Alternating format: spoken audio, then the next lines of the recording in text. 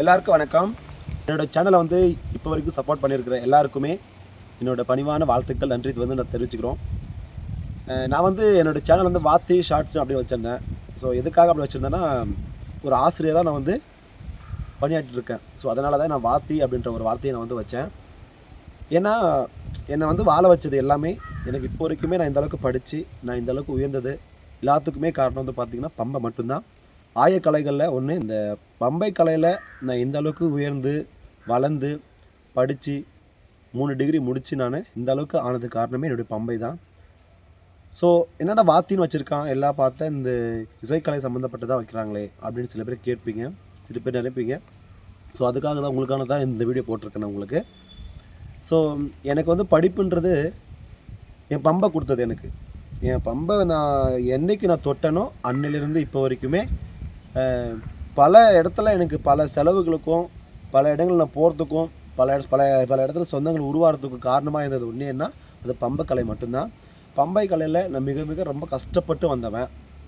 ஏன்னா 7வதுலேருந்தே ரொம்ப எனக்கு இப்போ இந்த இசைன்னு அவ்வளோ பிடிக்கும். ஸோ அந்த வகையில் தமிழர் பாரம்பரிய இசையில் ஒன்று சொல்லிட்டு அந்த இசையை வந்து நான் வந்து தேர்ந்தெடுத்து அதில் ஆழ்ந்து நான் ஒரு சிந்தனையில் போய் இதை வந்து நான் கற்றுக்கணும் சொல்லிட்டு வெறியாக நான் வந்து கற்றுக்கிட்டேன். ஸோ அதை கற்றுக்கிட்டு இன்ற அளவில் நான் நல்ல ஒரு சிறப்பான ஒரு இசை வாசிக்க இப்போ வந்து அந்த பம்பை கலையில் வந்து அதில் நான் வளர்ந்து அதில் சம்பாரித்து இப்போ நான் வந்து ஒரு ஆசிரியராக தற்காலிக ஆசிரியராக வந்து பார்த்திங்கன்னா ஒரு மலை கிராமத்தில் ஒரு 54 குழந்தைங்க இருக்காங்க இந்த பள்ளியில். இந்த பள்ளியில் தான் நான் வேலை செஞ்சிட்ருக்கேன். ஸோ அந்த பள்ளியில் வந்து ஃபுல் அண்ட் ஃபுல் பசங்க எல்லாமே ட்ரைபல்ஸு. அந்த ஏரியாவில் வந்து பார்த்திங்கன்னா நான் போகிற பள்ளியில் வந்து பார்த்திங்கன்னா ரோடு கூட கிடையாது. நிறைய பார்த்துருப்பீங்க, நான் ஷார்ட் வீடியோ போட்டுருந்தேன். அந்த மாதிரி ஒரு மலை கிராமத்தில் வந்து பார்த்திங்கன்னா நான் போய் வேலை பண்ணிட்டுருக்கிறேன். ஸோ எனக்கு அந்த போகிற இடமே ரொம்ப சிரமமாக தான் இருக்குது. ஸோ போகிற வழியில் பார்த்திங்கன்னா யானை, காட்டெருமை, மழை வந்தால் போக முடியாது. ஸோ இந்த மாதிரி வகையில் எல்லா பிரச்சனையும் இருக்குது. ஸோ அதையும் தாண்டி நான் அந்த வகையில் இந்த பள்ளிகளுக்கெல்லாம் போயிட்டு நான் கஷ்டப்பட்டுட்டு இப்போ வரைக்குமே இருக்கேன். காரணம் ஒன்றுனா அது பம்பை கலை மட்டும்தான். எனக்கு தாய் தந்தை என்றதை அப்புறமா தாண்டி எனக்கு கூடவே இருந்து என்னை பார்த்துக்கிட்ட என்னை வளர்த்த எல்லாத்துக்குமே கலைக்கு வாத்தி ஷார்ட் சேனலுக்கு சப்போர்ட் பண்ணுங்கள், லைக் பண்ணுங்கள், கமெண்ட் பண்ணுங்கள். ஏன்னா நான் போடுற ஒவ்வொரு வீடியோவும் உங்களுக்கு நோட்டிஃபிகேஷனாக வரும். ஸோ நான் பண்ணுற ஒவ்வொரு ஆக்டிவிட்டீஸும் ஸோ இப்படியெல்லாம் நான் கஷ்டப்பட்டு இந்த நிலைக்கு நான் வந்ததுக்கு காரணம் எல்லாமே என் பம்பை மட்டும்தான்.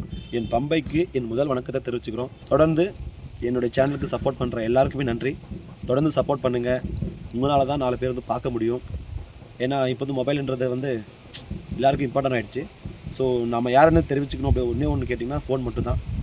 நம்ம பண்ணுற ஒவ்வொரு ஆக்டிவிட்டீஸும் நம்ம பண்ணுறது நம்மக்கிட்டே இருந்தால் மட்டும் பத்தாது, 4 பேருக்கு நம்ம வந்து தெரிவிக்கணும். ஸோ அந்த வகையில் இப்போ வரைக்குமே என்னோடய சேனலில் ஒரு வீடியோ வந்து 8 லட்சம் பேர் பார்த்துருக்காங்க. என்னோடய சேனல் சப்ஸ்கிரைப் பண்ணுங்கள், லைக் பண்ணுங்கள், ஷேர் பண்ணுங்கள், கமெண்ட் பண்ணுங்கள். அடுத்த விளாகில் பார்க்கலாம். நன்றி, வணக்கம்.